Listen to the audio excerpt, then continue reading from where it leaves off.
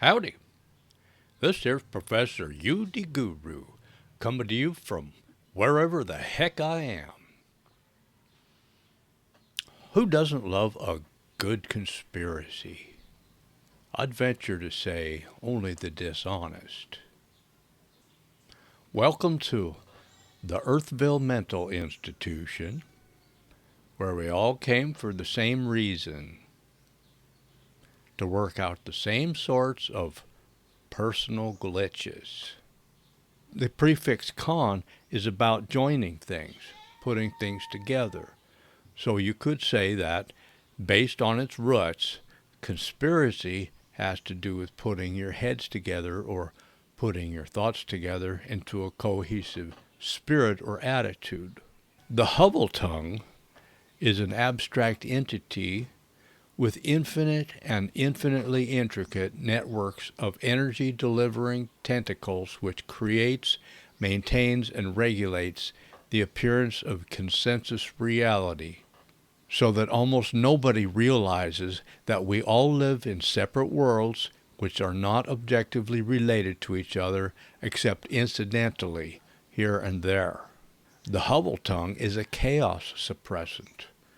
By creating the illusion that the world is reality, a testbed for the human form comes into being, wherein individuals, each of whom actually creates and occupies his own separate world, appear to be living in a single real objective world, the world. The Hoveltongue gives rise to popular theories such as the Matrix, as well as attempts of physical science to encroach on philosophy, that is, non-physical science, quantum mechanics, subparticle physics, for example. That's not physics at all, just a paycheck for a scientist pulling dark matter out of his you-know-what.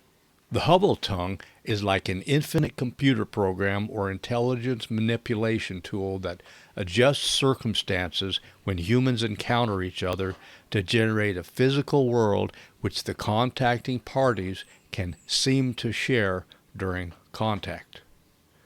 The more contact, the more artifacts appear to solidify the notion of a shared reality, that is, a solid world. But we actually live in a dream. You and the others in your dream world are dream characters. The ones you contact the most are the ones most imbued with physicality, that is, the appearance of existing outside your imagination. Don't get me wrong. Solid is solid. Physical is physical. Don't jump off a cliff to prove that you're not solid. You are solid, and in a physical world, we follow the laws of physics. If you jump off a cliff, you go splat. But I said solid is solid. I didn't say solid is real. Only reality with a capital R is real. Reality stands behind and above and under everything because reality is infinity. Call it God, universe, the Tao, the Akasha, the Great Spirit, nature, awareness. Call it what you want, because no matter what you call it, you will never pin it down with any attempted definition. Solid is solid, and nothing is real, because everything and nothing are the same non-thing thing. Infinity. Infinity is not a thing. Things have boundaries. Infinity doesn't. Infinity is everything. Noticing the Hoveltongue is generally discouraged, but not impossible or illegal. We call the act of noticing the Hoveltongue conspiracy theory, which itself could be called an understandably negative attitude about why and how the big boys run everything. The big boys run everything because that's the resonant nature of nature, just as the silverback gorilla runs the gorilla herd or pack or whatever it is, victimizing the weaker males and protecting everyone else, especially the females. The big boys run the playground because the weaklings can't. And believe me, when I was a kid, I didn't run the playground. The big boys, or powers that be, comprise a mass of higher-ups who make and enforce the rules of the day. The mass of higher-ups starts as the level of power just above you, that is, right above the first-person perspective, you, the noticer. In the same way that the silverback's motivations run on power, food, territory, and sex, the higher up the powers that be hierarchy you climb, the more you will find amorality accompanied claims of superior morality. Power, food, drugs, sex, extortion, and other marketable forms of influence always have and always will run the show, because that's what the Hoveltongue is.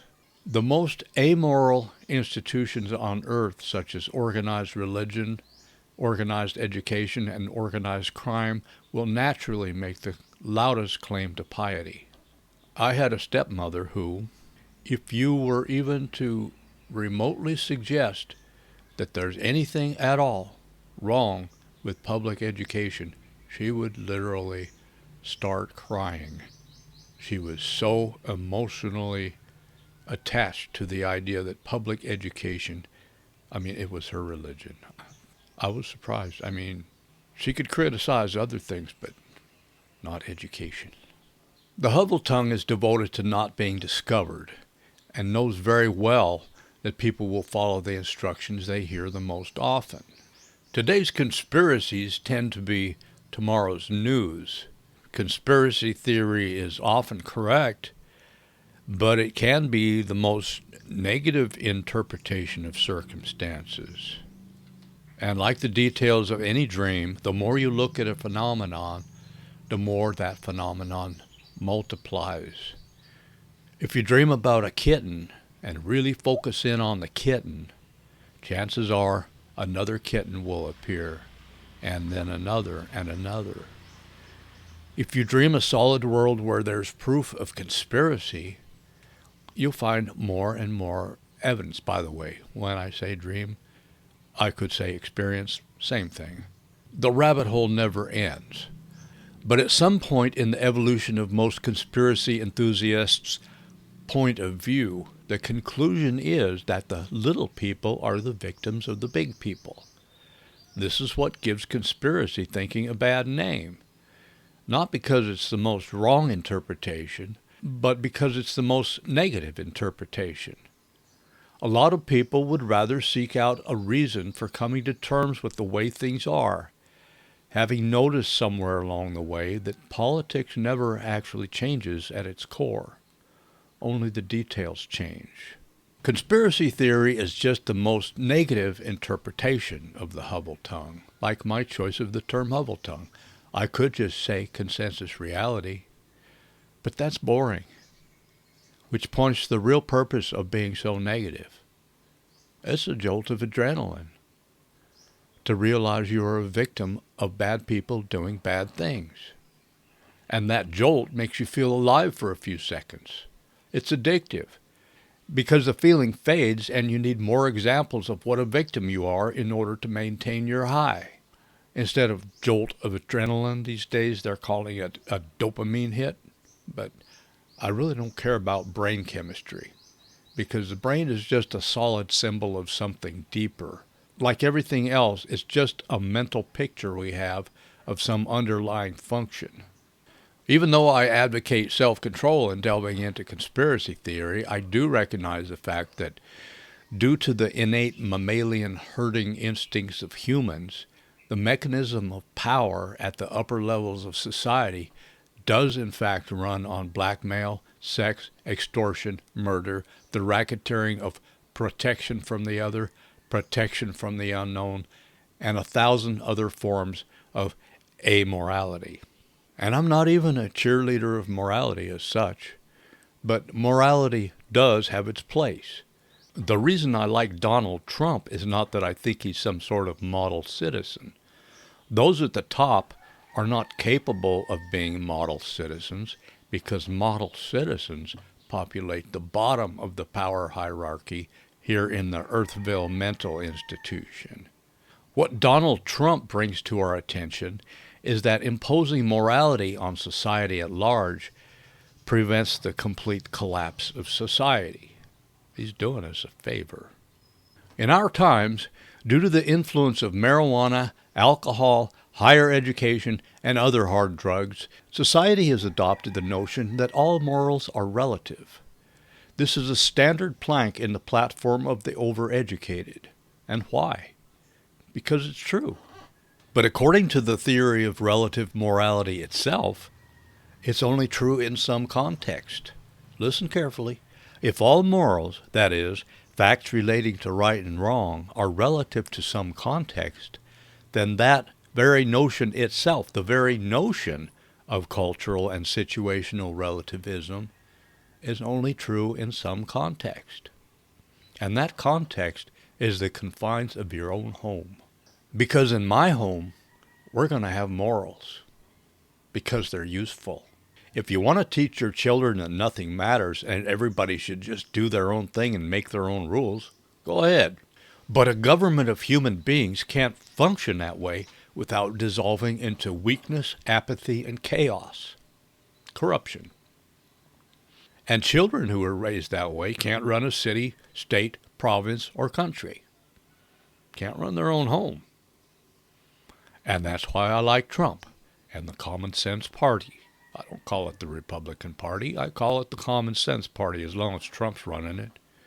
Let them bomb bad guys into oblivion. If the Hoveltongue doesn't control us in one way, it will control us in some other way. You want to wear one of those things around your face? There is no such thing as not having a selection of greater and lesser evils to choose from, because nature is amoral, and so are the masters of nature, the powers that be. Just imagine a government run by people who have been carefully educated to believe that morality is not an absolute and that this wishy-washy so-called tolerance is a superior knowledge known only to the intelligent elite.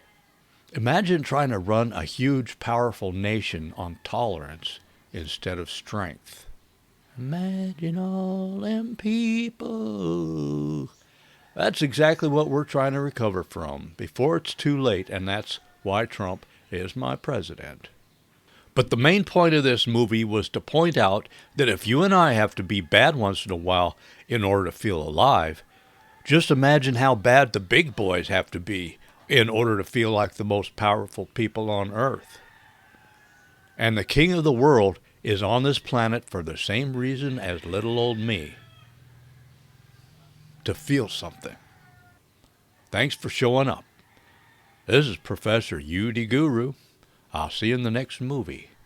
Bye-bye.